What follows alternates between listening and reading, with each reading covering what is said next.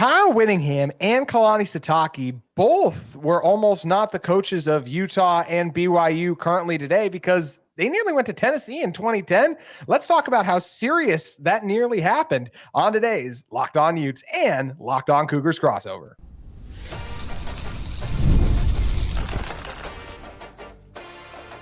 You are Locked On Utes, your daily podcast on the Utah Utes. Part of the Locked On Podcast Network, your team every day. Hello, everyone, and thank you for making Locked On Utes and Locked On Cougars your first listen every single day. We are available on all platforms, including YouTube and wherever you may get your podcast. If this is your first time listening to either of our shows, make sure you like and subscribe. Love interacting with all of you in the YouTube comments, as well as on social media. We can follow our show at Locked On Utes on X or Locked On Cougars on X as well. My name is JT Wistricll, former intern inside the University of Utah Athletic Department. Excited to be joined by Jake Hatch, the host of Locked On Cougars. And Jake, this was something that I don't think either of us planned on talking about for our Friday show. We both kind of texted each other last minute, looking at each other like, wait, what in the world almost happened? Because there were reports back in 2010 that Kyle Whittingham, who at the time, Kalani Sitake was his defensive coordinator, had offered and talked to Tennessee, all of that, but it never really seemed that serious. But Kalani Sitake recently pulled back the curtain and let everyone know it really was that serious at one point. Well, and that's the thing about this is, I remember the stories coming out that Kyle was in the mix for the Tennessee job. And this was just months before Utah found out they were going to the Pac-12. Mm-hmm. So this is a period of time that had a whole lot of news in it, obviously. But I do remember back in 2010 that there were rumors that Kyle was in the mix to potentially make that leap to Tennessee. Remember, they just come off the 2008 Sugar Bowl and things where they were riding high in the Mountain West Conference. It seemed like really what else could Kyle Whittingham accomplish at Utah? Well, 10, 15 years later, he's accomplished quite a bit. But nonetheless, at that point, you're wondering how high of a ceiling they truly had.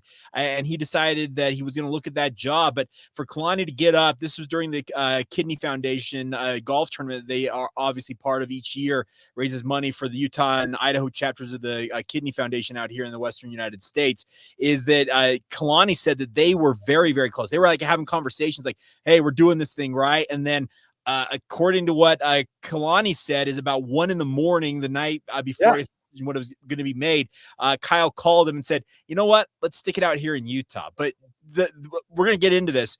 Imagine what might be the state of this rivalry, the state of football in the state of Utah, had both Kalani and Kyle opted to go to Rocky Top.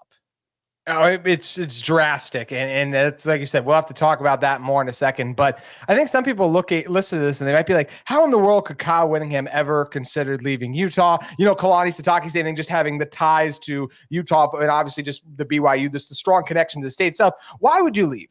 Well, Tennessee's a pretty nice job. And if we look at the time around when this happened, 2010, so this is after Philip Fulmer had just left. Obviously, such a great coach. I still remember The Blind Side. It's like that's the benchmark of Philip Fulmer, where Nick Saban and all these SEC coaches walk into a room and then Phil Fulmer walks in and everyone goes, oh, we're done. We lost that. Like, that's what Tennessee was. But then Fulmer left and they only had Lane Kiffin for 1 year. 2009 was the only year Kiffin was there. And then he left. And Kiffin was this obviously hotshot, young rising coach. And it was like, well, this is a guy who's going to be bouncing around all over the place. We want some stability. It doesn't get much more stable than Kyle Whittingham. So I think that's where you see why Tennessee was so interested in Kyle Whittingham. And look, I don't know what he was offered, but an SEC paycheck talks. And obviously, if you want Kyle Whittingham, you want his staff to come with him too. So it sounds like Kalani Sitake would have been very well compensated too. And they would have been a package deal. Yeah, and that's the way it sounded like, because Kalani was the one that kind of lifted the lid on all of this. And Kyle Whittingham, if you read the story, essentially, nodded and said, that's how it went down. So yeah, it's absolutely incredible to consider both of those guys ending up at the SEC, doing what they potentially could have done at Tennessee. And it's such a wild thought in my mind to see Kyle Whittingham wearing orange and Kalani wearing orange for that matter.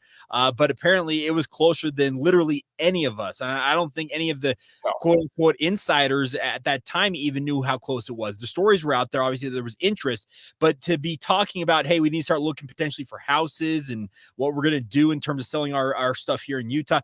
Those were the conversations that were happening. And that's about as close as it gets before you renege on an opportunity like that. Yeah, it's wild to think how close to the finish line it actually sounds like it did God. A lot of the details from the story that we're going to be recounting come from Jay Drew's piece at thedeseretnews.com. And you mentioned this a little bit, right? But the phone call, the let's stay and make it awesome here at Utah. Because, as you also discussed, Jake, this is a time where Utah was transitioning into the Pac-12.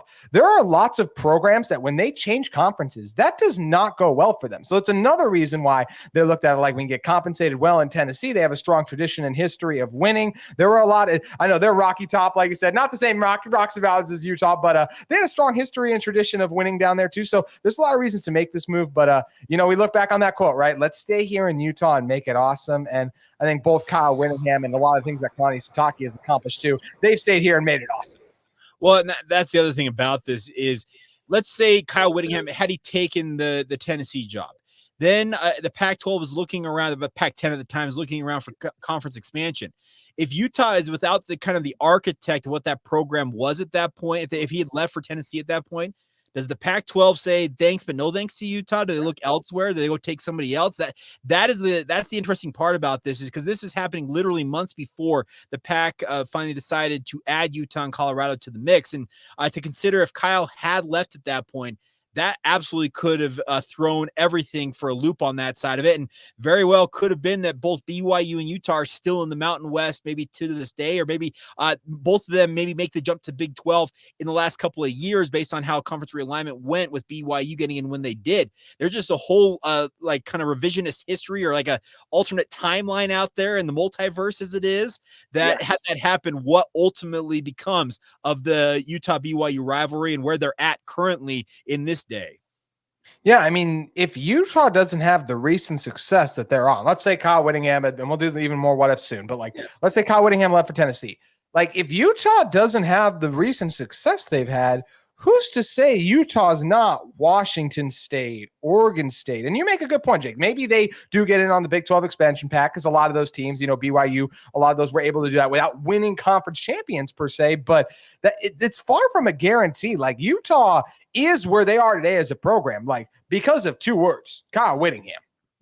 No doubt about that. And that's the thing about it, is it's just incredible to consider what ultimately might have played out had that happened. But the other thing about it is there is some thought that Kalani, had he gone to Tennessee, he's always talked about BYU being his dream job. And I mean, there are Cougar fans out there that I would agree with them that even had he gone to Tennessee and that, let's say, Bronco Mendenhall still leaves BYU in 2015, I still firmly believe that Kalani Sitake would be at or near the top of BYU's wish list, just because there's not a lot of candidates out there in the world for BYU, because you have to have a member of the Church of Jesus Christ of Latter-day Saints to man that job. So there's still a reality in my mind that had all this gone down, that Kalani Sitake probably leaves Tennessee to come back to BYU, or maybe he opted to go with Gary Anderson maybe earlier on at Tennessee, he goes to Oregon State, whatever. The whole scenario here is insane to consider, but looking at it, there is a lot of what ifs. Had this happened, had that happened. I still think, though, Kalani Sitake, if that timeline had played out,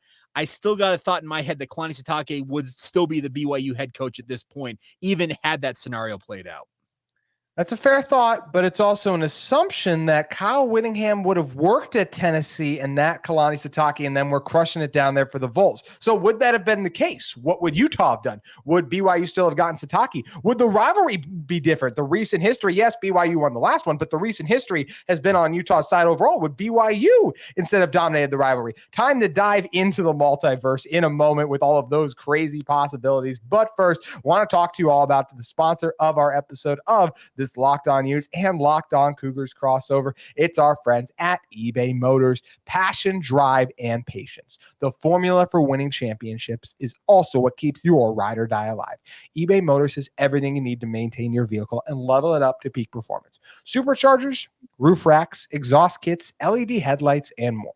Whether you're into speed, power, or style, eBay Motors has you covered. With over 122 million parts for your number one ride or die, you'll always find exactly what you're looking for. And with eBay Guaranteed Fit, your part is guaranteed to fit your ride every time or your money back. Because with eBay Motors, you're burning rubber, not cash. With all the parts you need at the prices you want, it's easy to make your car the MVP and bring home huge wins. You can keep your ride or die alive at ebaymotors.com.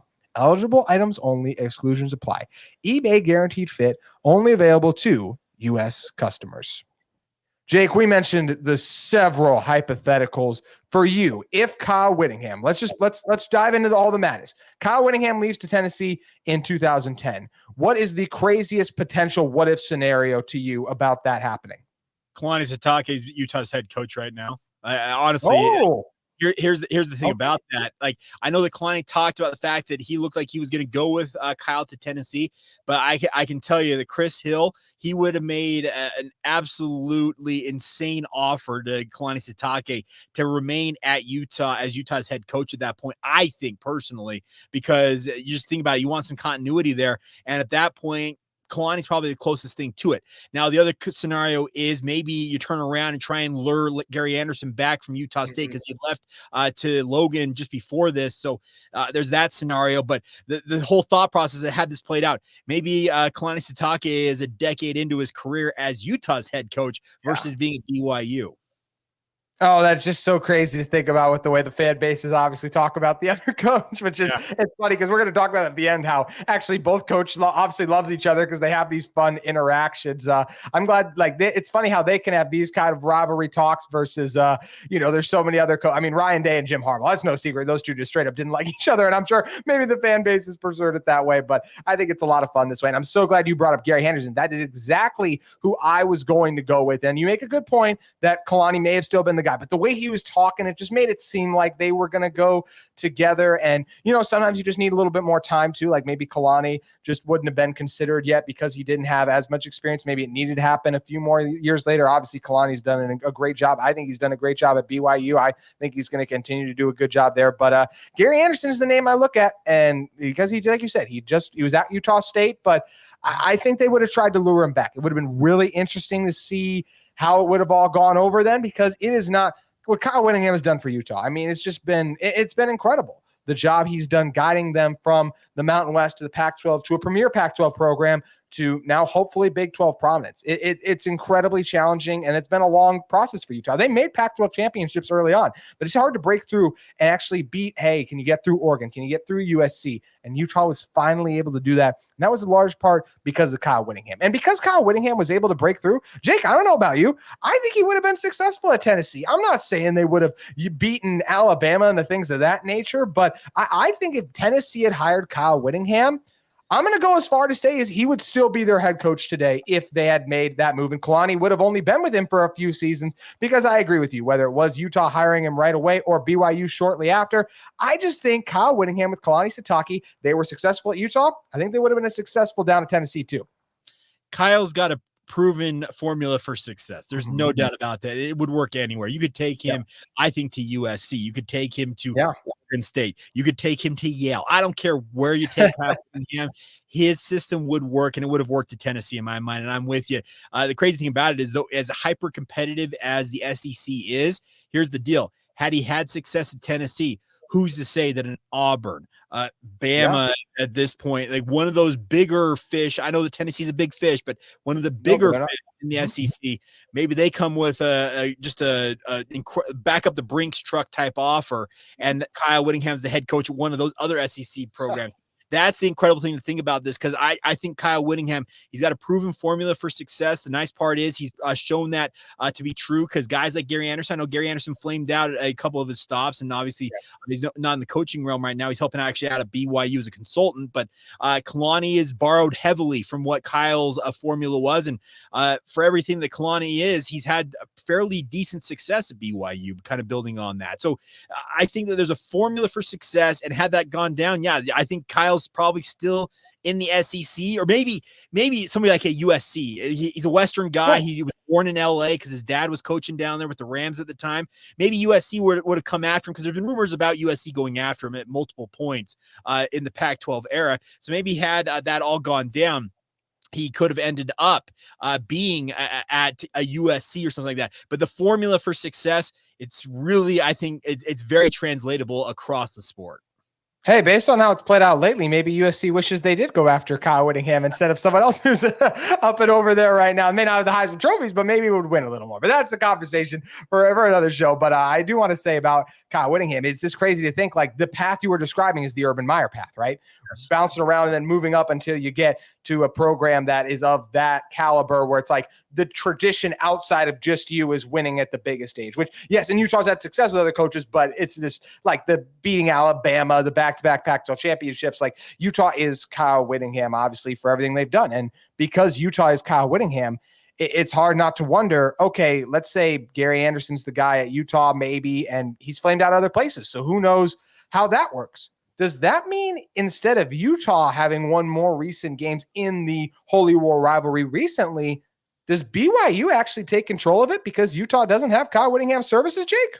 Well, and that's the thing about this is how what level are these two programs at that point? Now, 2010 BYU was still rolling pretty strong. Remember that from 06 to 09, BYU won. It was north of 40 some odd games. They were routinely putting out 11-win seasons, and even that 2010 season, if I recall correctly, it might have been a 10-3 record that year. It might have been a little bit less, or maybe it was 8-5. But regardless, very, very competitive under Bronco Mendenhall at that point. And Bronco, I think, for everything that he was not happy with the fact that BYU was not a Power 5 conference when his arch rival Utah was. So obviously that was a big part of it. But at the same time, I think he understood that the disparity in the two programs was too much for him in his mind to overcome. So he ultimately opted to make a jump to the Power 5 himself, go to Virginia, and he had success at the ACC level. And so that obviously went well for him. But I think had these two programs maybe stayed on more of an even footing at that point, if Utah doesn't get the invite to the Pac-12 and BYU is okay to stick around in the Mountain West alongside the Utes, yeah, I think it might have been a more balanced rivalry at that point. The thing about it is when Utah started getting those Power 5 level players in bunches, it really tilted the rivalry in their favor. And I know there's going to be BYU fans watching saying, oh, Jake, shut up. Stop talking. It's true. It's absolutely the truth. The thing about it is BYU has been more competitive as they've started to recruit better under Kalani Sitake. Now, we'll find out how the rivalry goes this fall, and that's obviously a conversation for another podcast.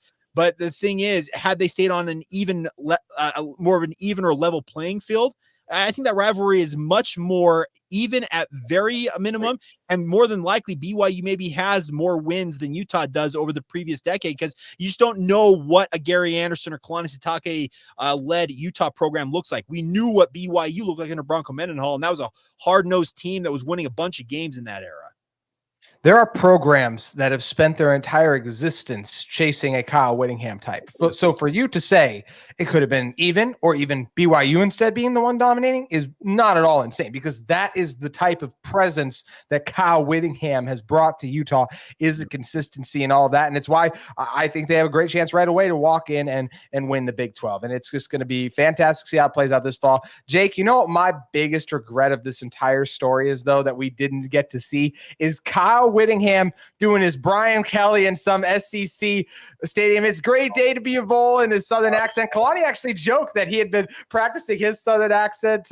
I couldn't even imagine like them trying to adopt and all the different things because there's a lot you have to do if you want to be a coach at the SEC too. You got to kind of fit into their mold versus what was able to establish it at Utah. Okay, here's the thing. Kyle Whittingham, for everything that he is, yes, he would have adopted to how things operated in the SEC. I get that. But I will say one thing. Kyle Whittingham would have never put on a fake Southern drawl to try and entice his fan base. Brian Kelly, I don't know what he was thinking with that, and that wouldn't have happened. Kalani may have tried it out on somebody just to have a joke with it, but I can tell you, Kyle Whittingham, that's not his MO, so that would not have been a thing. But there have been a lot of other things I think Kyle would have been willing to do, but that is one of those I think he would have drawn a line in the sand and said, I'm not crossing that line.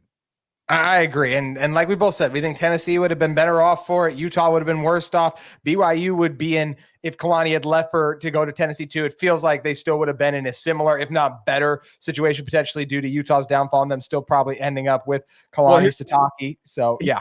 here's the thing: Bronco Mendenhall might still be BYU's head coach at this point. Had this all gone down in Utah, like if Utah doesn't go into the Pac-12 and BYU doesn't feel like they're forced to go into independence to get the money that they wanted and the exposure they wanted, well, Bronco was not happy with independent status at all.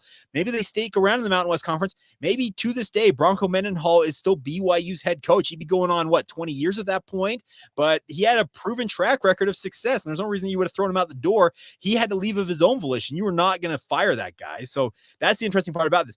Bronco might still be in Provo giving us all of his Broncoisms, as we like to talk about for all those years, but that very well could have been the scenario that would have played out.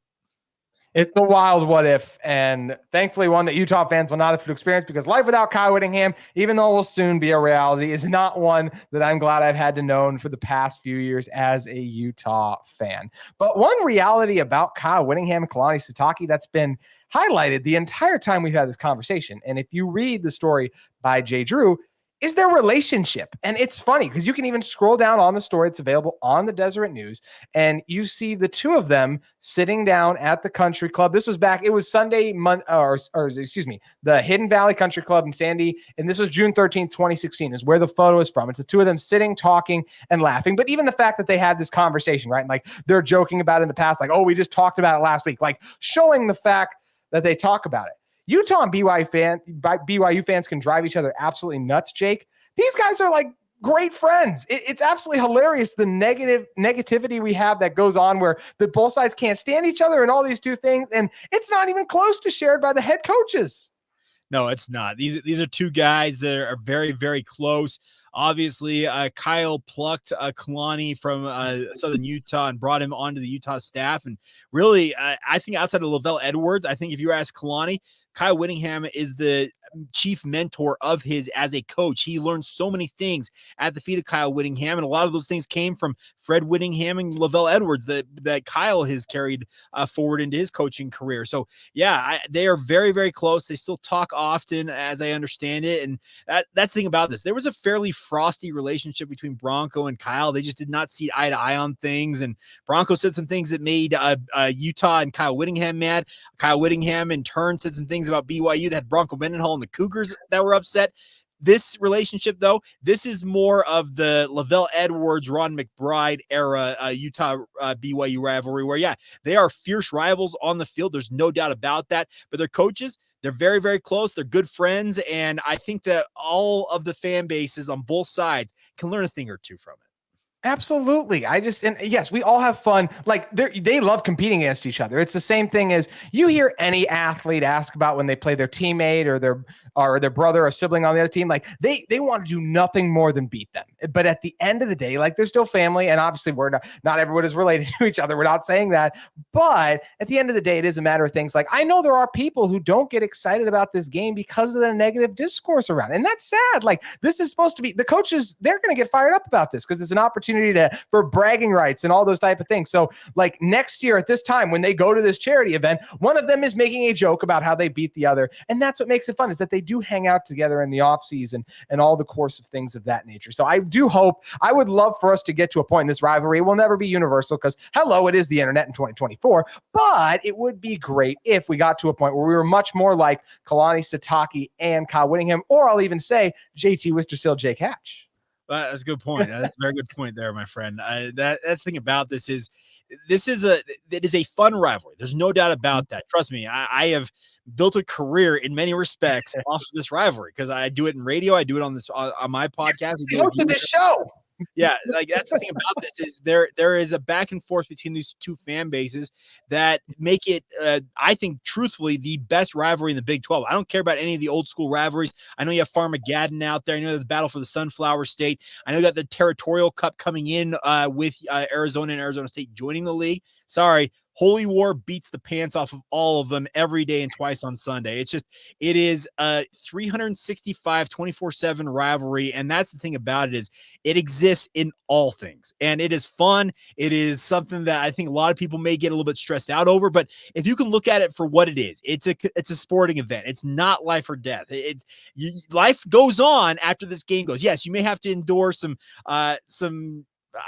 cat calls and some mild ribbing, or maybe some bigger ribbing from people that on either side, depending on who wins the game. But just enjoy it for what it is. It's an elite rivalry in a sport that has had a lot of those rivalries ruined due to realignment. Now, realignment has brought some of them back together, like this one, so it's obviously great to have that.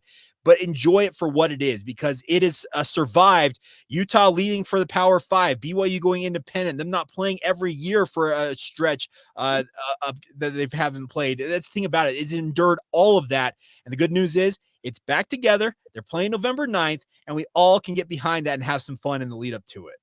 It's going to be such a blast. You and I will definitely be doing more of these shows, previewing the matchup. And, Utah and BYU are competing for an elite basketball play even right now. They're literally the number one player overall in the country, potentially, with some recent developments there. So it'll extend even beyond football. It's going to be a great season coming up. Just like Jake, it's always great having you on here. Make sure you guys give Jake a follow at Jacob C. Hatch. Obviously, those of you Locked On Cougar fans, that won't be a problem. But for those of you who are Locked On Utes, I want to make sure you guys do as well. Okay. AJ DeBonsa, keep an eye on that kid, folks. He is going to be playing here locally. Utah BYU fans, keen eye. It's going to be in Hurricane, so it's a little bit further south than a lot of you are used to paying attention to, but he is truthfully the top prospect in the entire country, and he's calling Utah home for the next upcoming basketball season. He's got offers from both the Utes and the Cougars. It will be interesting to see if he can be won over by either program, but it's one absolutely to keep an eye on. It is. Both have connections to him basically now too. So I can't wait to watch the battle of that play out. We obviously can't wait till the battle for the Holy War too. Jake, always fun doing these with you, my friend. Thanks for having me as always. That's going to do it for today's Locked On Utes and Locked On Cougars crossover, but we'll both be back with you next week talking more things Utah and BYU football.